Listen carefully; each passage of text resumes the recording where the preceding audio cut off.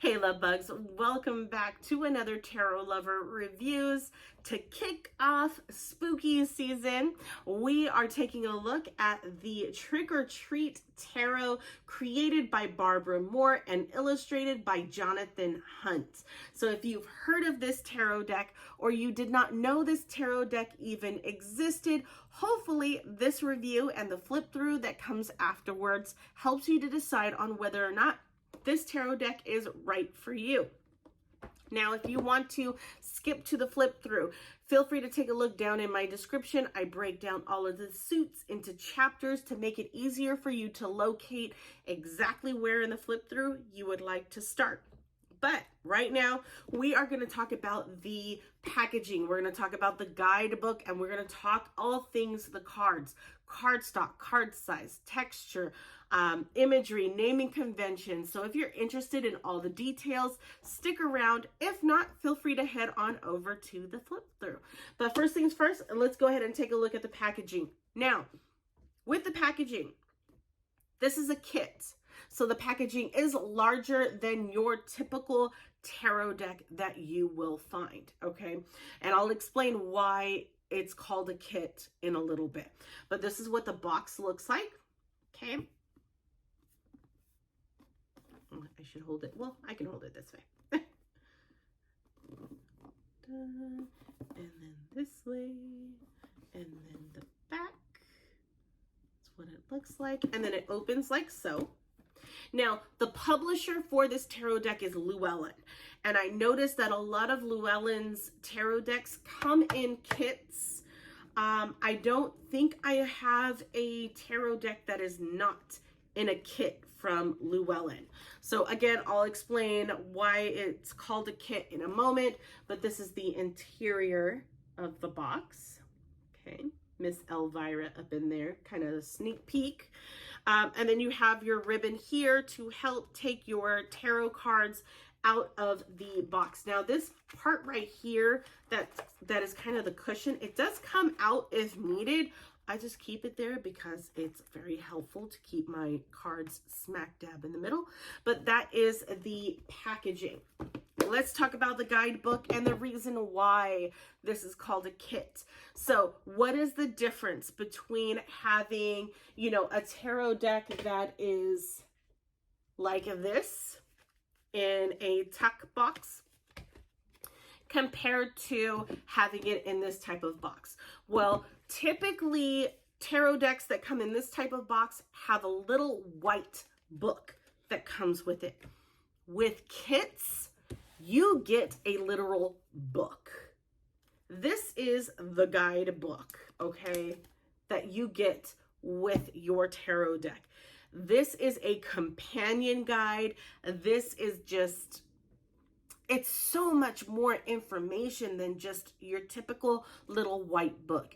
You get more information in these types of books. You get more explanation on why the artist chose what they chose, or why the author chose to have the artwork done in this way, and how they wanted to express how this card is, and how you can find similarities in the standard Rider-Waite-Smith imagery with these cards. So that is why it is a kit, because the guidebook is a lot larger. And with the guidebook, you do get tarot spreads within the book. And I believe these are, yes, these are themed tarot spreads. Most of them are themed tarot spreads, but you get several tarot spreads. You don't just get a couple, you get several tarot spreads. So you are getting what you are paying for sure with kits. Now, I will tell you without telling you how much I paid, because it can vary, especially depending on when I make this video. Kits are going to be more expensive than your tarot decks that just come in a tuck box, mainly because you're getting more. You know, you're getting more guidebook. You're getting a box that you know will definitely keep your tarot cards well protected. You know what I mean? So it's worth the money, honestly, in all honesty. So that is your guidebook, and that's why this is called a kit. I have a lot of Llewellyn's tarot decks that I will be showing off soon, so you will see a lot of kits come up in my videos for my page. But anyways, let's go ahead and talk about the cards. So this is the back of the cards. Super cute, super fun, and the sheer fact that the backing is perfect to where you can't tell whether or not the card is upright or reversed is wonderful, especially if you read reversals. It's nice to not know what that card could be, whether it's upright or reversed, before you even turn the card over. So yeah, and then as you can see, there is a glare on the cards, which means that it is laminated. It has that gloss on it. So these cards are slippery, and you do want to make sure you have a good handle on the cards. The cardstock. I will say, if you have any of Llewellyn's tarot decks, anything that's in their kits, I have noticed with experience that with the tarot decks that I have, that all of their tarot decks, as far as the texture, which is the gloss, and the cardstock, gloss, cardstock, and card size, are all the same. Okay, similar to Insight Editions, that publisher and their tarot cards, they utilize the same texture and cardstock for all of their cards. Llewellyn does the same thing from what I have seen thus far with the decks that I've purchased. I'm not going to say that all of them are exactly the same, but from what I've noticed, and I have quite a few of their tarot decks, they are all the same cardstock and all the same texture. So if you have any of their tarot decks that are in kits, you will know exactly what type of cardstock, what type of texture you are getting with these cards if you wanted to purchase the Trick or Treat Tarot. Okay, so cardstock, very flexible. I wouldn't say it's thin at all. Typically I do like a C scale to visually give you an idea of where the card stock lies. So starting from the middle, that's your Goldilocks zone. This is really thin paper-like cardstock, and then you have really thick cardstock to where you can't bend. Obviously, we know we can really bend these cards, so we know it doesn't fall under here, and it's not thick, so it's not necessarily in the Goldilocks zone. I would say it's probably a little bit up into the thinner side for the flexibility. Now, I'm not saying that that's a bad thing. When I say Goldilocks zone, I mean from a shuffling perspective. And I mean, yeah, it would probably come a little bit further down into the Goldilocks zone, but not quite, because they're so incredibly flexible. I would like a little bit more structure with my tarot cards, especially with the wear and tear. I want to be able to utilize my tarot cards for as long as possible. And so I would prefer more thickness to my cards, at least a little bit more thickness.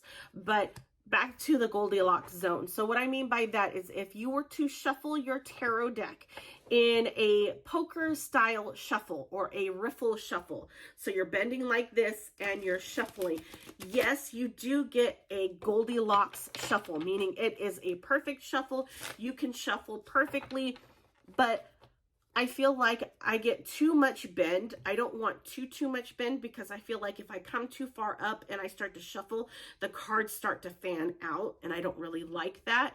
And on top of that, the texture of the cards is that gloss laminate feeling, and I feel like I tend to lose control at times of the cards, making them fan out or making them go in different directions other than falling just on top of each other. So that's why I say I can't necessarily put it in the Goldilocks zone because of that. I would say it's just a little bit on the thinner side for my preference. So that is the cardstock. Let's talk about card size. So I have a standard Rider-Waite-Smith tarot card here. So it would look to be that it is a standard tarot card size. Let's go ahead and check that out. It's just a little bit shorter than your typical tarot card size, and maybe just a smidge wider, just a smidge, but still good tarot card size. Okay, so let's go ahead and talk about the imagery and the naming convention. So I am comparing these to the Rider-Waite-Smith tarot deck. The reason why is because a lot of the guidebooks out there are based off of the imagery and the naming convention of the Rider-Waite-Smith tarot deck. Same thing with other tarot decks out there on the market. A lot of them largely use inspiration from the Rider-Waite-Smith. So if you are a new tarot deck reader, I want to make sure that you, if you were to want to, you know, venture out into something different and away from the Rider-Waite-Smith imagery, I want to be able to let you know ahead of time before you purchase this tarot deck if this is something that would work for you, and if it does, you know, follow the Rider-Waite-Smith imagery and naming convention. So that's why I did it. So let's talk about let's talk about the naming convention first. So naming convention for the Rider-Waite-Smith. Major Arcana are all the same. The suits for the minor arcana are all the same. Pentacles, Cups, Wands, and Swords. So there's nothing different when it comes to that. No bonus cards in this deck as well, which is not a make or break kind of problem, pain point. It's just something I'd like to mention every now and then. So that is naming convention. So you're good on that part. Imagery. Imagery, of course, will not be 100% to the Rider-Waite-Smith imagery, but you will get some vibes, some feelings of similarities to the Rider-Waite-Smith tarot deck, such as this card right here, Two of Cups. You still have people coming together with their cups, similar to the Rider-Waite-Smith. The Page of Swords. You still have a kid holding a sword, getting ready to swing it. It's the same. You still have the same type of similarities to the Rider-Waite-Smith imagery, but it's in the form of Halloween. So all of the characters, which I absolutely love in this tarot deck, represents a TV show, a kids show, a movie that we used to watch when we were younger. And I absolutely love looking at each of these and thinking, oh my gosh, what movie was that from? Or what TV show was that from? Creature from the Blue Lagoon or the Black Lagoon. I don't remember. See, I'm telling you. Wizard of Oz. Glinda being a witch, like hello. Morpheus. Okay, I'm telling you, I absolutely love the fact that they've incorporated these TV shows, basically all the characters we ever grew up with, and the fact that we wanted to be them for Halloween. So there is some nostalgia behind this tarot deck, and I am here for it. I absolutely love this tarot deck. It is great for all year round or during these spooky seasons, but I love it. I absolutely love it. Yeah, if you're a kid at heart and you absolutely love Halloween, definitely take a look at the flip through and see if it is something that you'd be interested in. I don't think you'd be disappointed. But anyways, hopefully this video has helped you in some way. If it has, leave a like. If there is anything else you want to take a look at, feel free to take a look at my channel and see if there are any other tarot decks you might be interested in. If there is not a tarot deck that you are interested in that I have not done a video on, leave me a comment. Let me know what that tarot deck is so I can look into it, and I will, look into it. But without further ado, everyone, here is the flip through. Enjoy, and I will talk to you guys later. Bye, guys.